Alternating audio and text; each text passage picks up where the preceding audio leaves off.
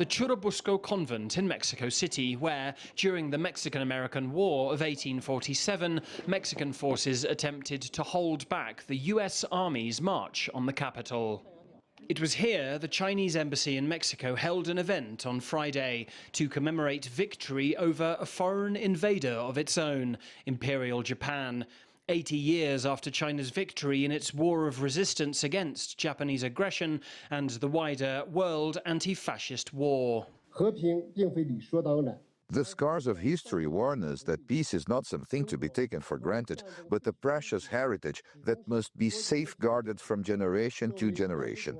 China, having risen from the ruins of war, has always been a staunch defender of international peace.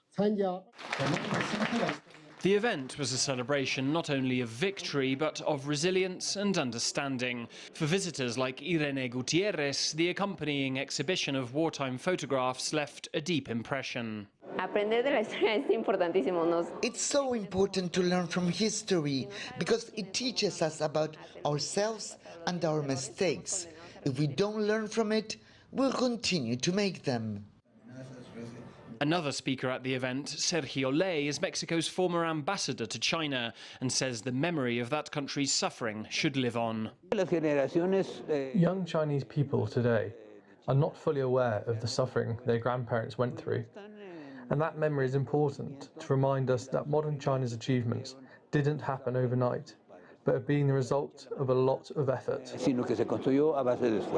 80 years after the end of World War II, the global suffering the conflict caused has not been forgotten, but it's ceremonies like this one that hope to ensure it's never repeated in the future. Alasdair, Baverstock, CGTN, Mexico City.